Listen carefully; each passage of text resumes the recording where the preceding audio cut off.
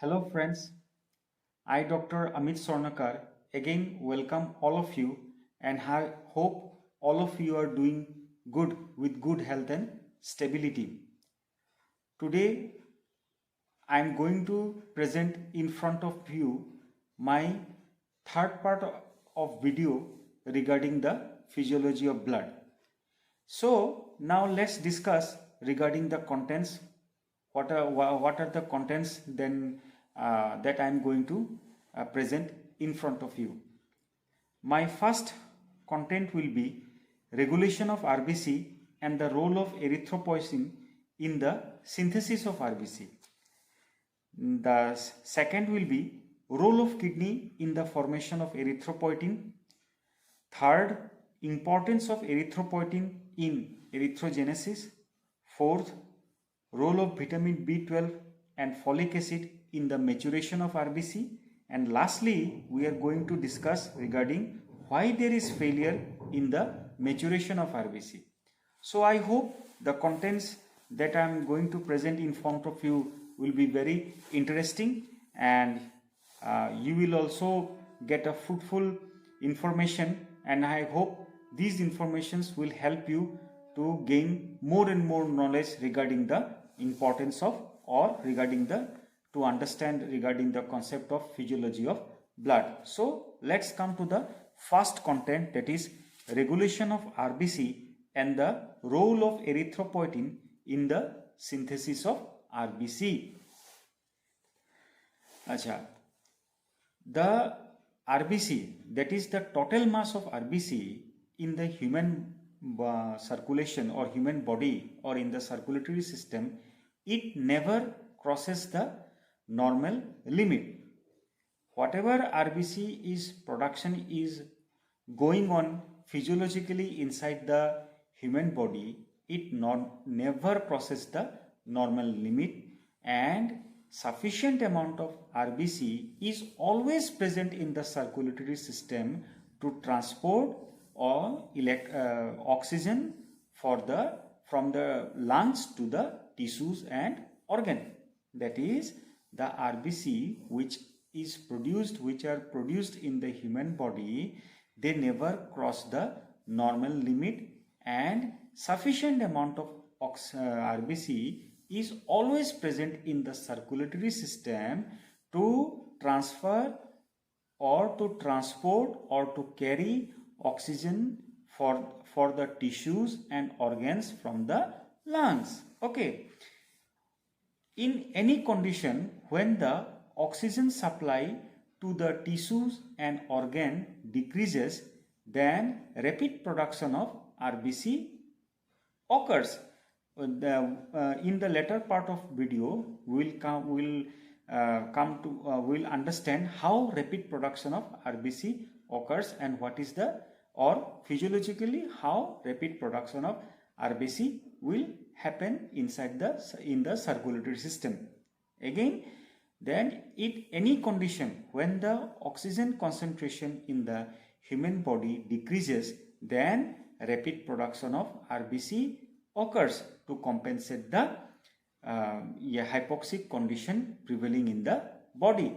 Again, it is seen that in high altitude also the oxygen concentration in the human body decreases. Even in that condition also the rapid production of RBC occurs to compensate the need of the tissues and organ. Okay, when the oxygen level in the tissues and organ will decrease, then the physiologically inside the human body there is rapid production of RBC occurs to compensate the oxygen depletion level, so that the oxygen level in the human body become minimized till that period the RBC production will occur when the oxygen concentration in the human body becomes normal. Okay, then in various diseases of the circulatory system, it is seen that the blood supply to the tissues decreases, and such conditions can be seen in prolonged cardiac failure and in some lungs disease where the blood supply to particular tissues and organ decreases. Then at that time the hypoxic level develops in the body, and as a result, when the hypoxic level will develop, then rapid production of RBC will occur. When the rapid production of RBC occurs, then the more and more RBC will carry oxygen to the tissues who are craving for oxygen. Okay, and in that period the percentage of volume of RBC and the total blood volume will also increase. Okay, so I think so everybody is clear till now that whenever the oxygen concentration in the human body decreases, there is always increasement in the production of RBC. Then let's come to the that why RBC production increases. What is the physiology behind it? Then the principal protein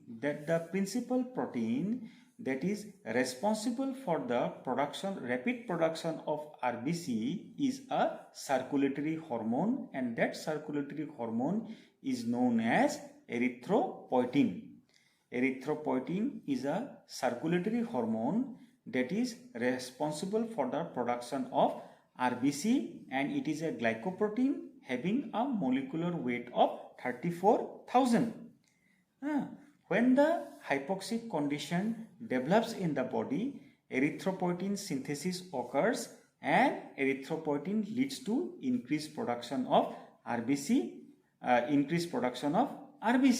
So till now we are clear now that what is erythropoietin and how and why erythropoietin is necessary in the human body, because rapid production of RBC occurs due to erythropoietin synthesis in the hypoxic condition of the when hypoxia or hypoxic condition prevails in the human body.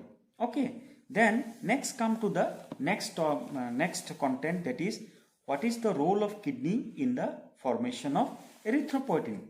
That 90% of the erythropoietin is secreted from the kidney, and the rest 10% is secreted from the liver. What? 90% of the kidney secretes erythropoietin, and 10% the other last 10% is secreted from the liver. Okay, and in many research studies it has been seen that the medullary part of the kidney secretes erythropoietin where more and more oxygen consumption occurs, and renal epithelial cells also secretes erythropoietin during hypoxic condition, when hypoxia condition develops in the human body. Then renal hypoxia leads to hypoxia inducible factor 1 synthesis. Hypoxia inducible factor 1 synthesis, which serves as a transcription factor for a large number of hypoxia inducible gene, including the erythropoietin gene. Let's again repeat that renal hypoxia leads to synthesis of hypoxia inducible factor 1, which serves as a transcription factor for a large number of hypoxia inducible gene, and erythropoietin gene is also included. Okay, then hypoxia inducible factor 1 binds with hypoxia response elements present in the erythropoietin gene, inducing transcription of mRNA, and ultimately erythropoietin secretion occurs.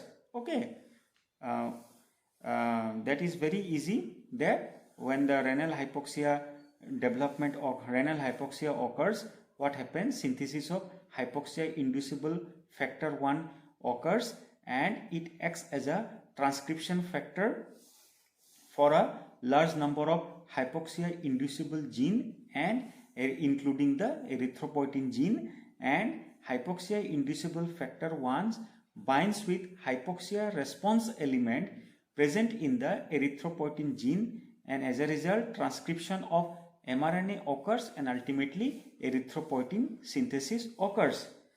When hypoxia develops in other parts of the body, then renal sensors send stimulation to the kidney, and as a result erythropoietin synthesis occurs, and when erythropoietin synthesis occurs, then more and more rapid production of RBC occurs. Okay, then now let's come to the third content, that is importance of erythropoietin in erythrogenesis. Acha, here let's see what happens, why erythropoietin is important in erythrogenesis. In the low atmospheric condition, when the low atmospheric condition, or when the oxygen concentration in the human body decreases, then erythropoietin synthesis occurs. And erythropoietin synthesis occurs within minutes to hours and reaches maximum within 24 hours. But till now, mature RBC production does not occur, and it takes about 5 days. When the erythropoietin synthesis occurs, what happens? It stimulates the bone marrow for the production of pro-erythroblast from the pluripotential hematopoietic stem cells. Pluripotential hematopoietic stem cells that erythropoietin will stimulate the bone marrow, and as a result pro-erythroblast synthesis occurs from the pluripotential hematopoietic stem cells, and as a result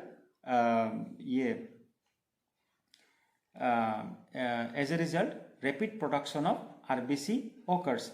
The rapid production of RBC occurs till that period when the hypoxic condition in the body becomes neutralized. Okay, then the rate of erythropoietin secretion decreases to a level that maintains the production of RBC not to cross the normal limit. That is, till that the erythropoietin secretion what happened, it decreases so that the production of RBC never crosses the normal limit. Acha.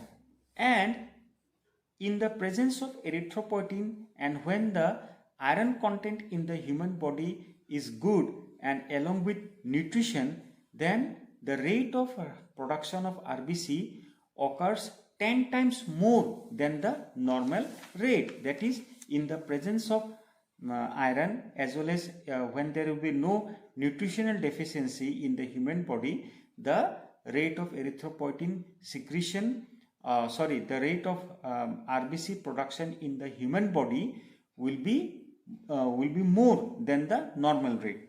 Okay, then let's come to the regarding the role of vitamin B12 and folic acid in the maturation of RBC. Now we will discuss regarding the role of vitamin B12 and folic acid for the maturation of RBC. Acha, as the RBC are in continuous use inside the human body, it should be replenished continuously. So erythropoietic cells of the bone marrow are the most growing and reproducing cells in the human body, because more and more use of RBC occurs in the human body, so it should be replaced continuously, and that for that reason the erythropoietic cells of the bone marrow are the most growing and reproducing cells in the human body. Then two kinds of vitamins, that is vitamin B12 and folic acid, is necessary for the maturation of RBC. They are also required for the synthesis of DNA, because production of thymidine triphosphate, which is the building block of DNA synthesis, occurs in the presence of vitamin B12 and folic acid. Thymidine triphosphate, which is the building block of DNA, synthesis of thymidine triphosphate, which is the building block of DNA, occurs in the presence of vitamin B12 and folic acid. That is, when there is lack of vitamin B12 and folic acid, thymidine triphosphate will not synthesize in the human body. As a result, diminished DNA synthesis will occur and cellular maturation as well as cell division will not occur. The erythroblast cells of the pro-erythroblast cells of the bone marrow will fail to proliferate rapidly. As a result, development of macrocytes will develop inside the human body, and it is oval and irregular in shape. They can also carry oxygen, and their lifespan is short, and they are larger than RBC. That is, when there is lack of vitamin B12 and folic acid, the proliferation of pro-erythroblast will not occur rapidly. As a result, production of macrocyte, which is oval and irregular in shape, and they are also larger than RBC, develops in the human body, and they can also carry oxygen, but they have a short lifespan. Okay, so vitamin B12 and folic acid is utmost necessary for production of RBC as well as normal synthesis of DNA, because in the presence of folic acid and vitamin B12, thymidine triphosphate synthesis occurs. Then let's discuss to the next content, that why there is failure in the maturation of RBC. Why there is failure in the maturation of RBC. Then the common cause for the failure of maturation of RBC is the lack of absorption, or the absorption of vitamin B12 and folic acid does not occur normally, or failure, or there is failure in the absorption of vitamin B12 and folic acid, and this is mainly seen in pernicious anemia disease, where there is abnormality in the gastric mucosa, which become atrophied, as well as, and for that reason secretion of gastric secretion does not occur. Okay, the parietal cells of the gastric gland secrete a glycoprotein, and that glycoprotein is known as intrinsic factor, and that intrinsic factor combines with vitamin B12 from the food and makes vitamin B12 available for absorption by the gut. That is, absorption of vitamin B12 by the gut occurs in the presence of intrinsic factor. So in pernicious anemia, it is seen that the gastric mucosa become atrophied, and secretion of gastric gland or gastric secretion does not occur. Okay, does not occur, and hence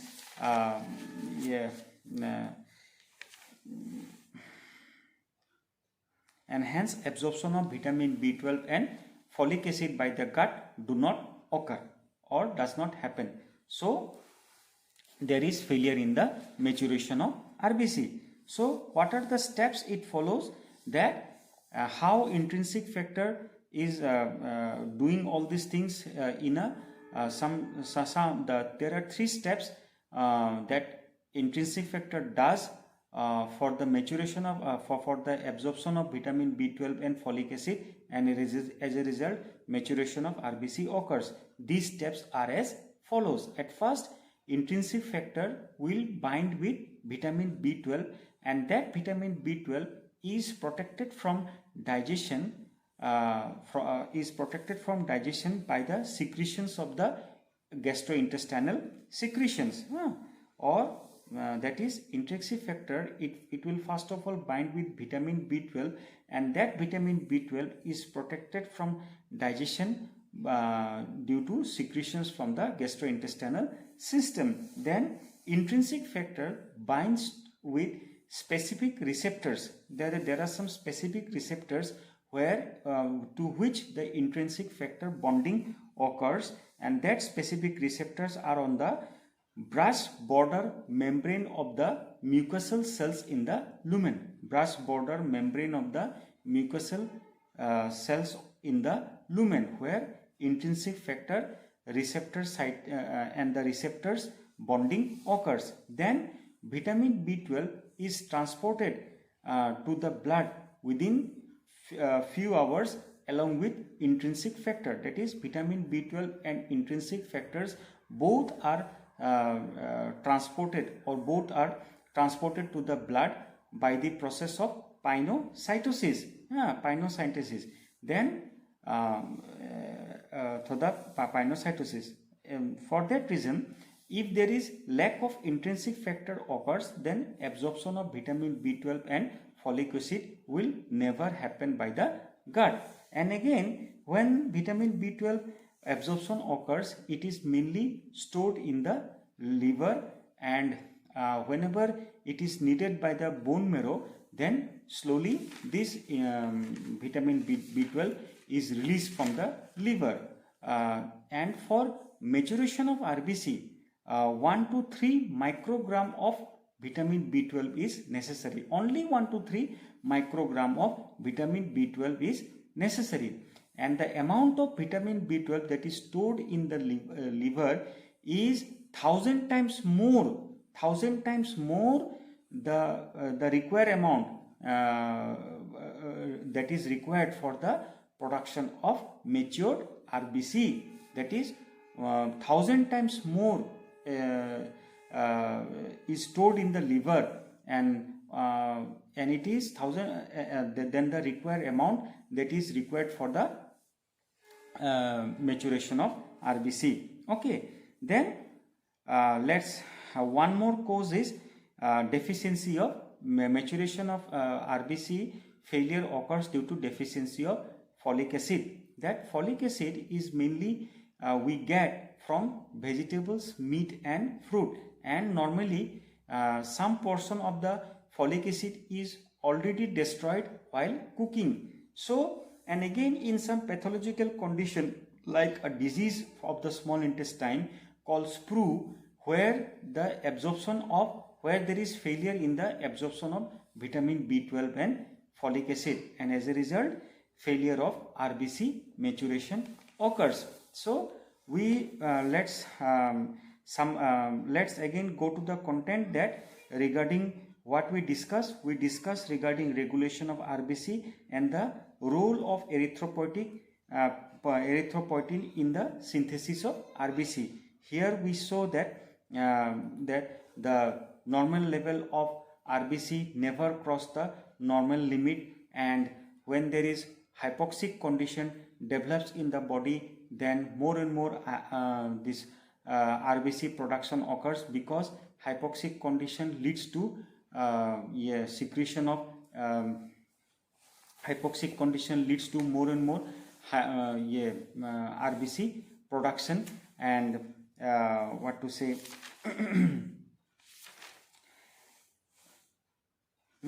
and more and more RBC production occurs with the help of erythropoietin, that is a circulatory hormone, and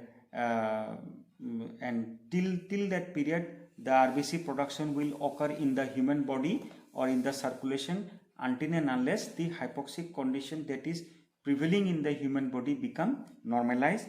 Then we also discussed regarding the role of kidney in the formation of erythropoietin. We saw that 90% of the erythropoietin secretion occurs in the kidney and 10% in the liver. And we also discussed regarding the hypoxia inducible factor 1 that is mainly seen during renal hypoxic state. And again we also discussed regarding the hypoxic condition when there is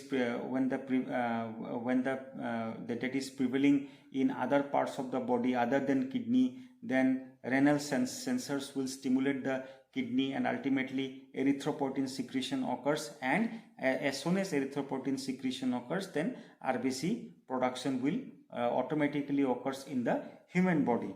Then again we discuss regarding the importance of erythropoietin in erythrogenesis, that we saw that erythropoietin is responsible for the production of pro-erythroblast from the pluripotential hematopoietic stem cells of the bone marrow, and as a result mature RBC is developing in the human body, and in the presence of iron, normal iron content in the human body, and again presence of nutrients in the human body, that the normal rate of production of RBC will increase more than the normal limit, and as a result more and more RBC production will occur, and it will carry more and more oxygen to the tissues and organs who are crying for or who are having or the parts having air hunger condition.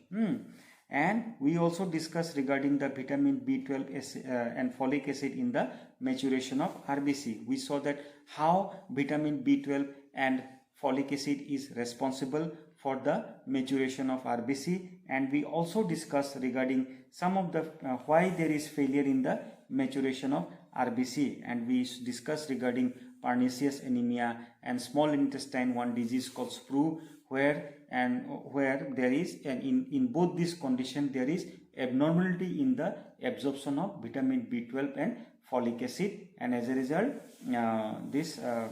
if there is failure in the absorption of vitamin B12 and folic acid, then maturation of RBC will never happen.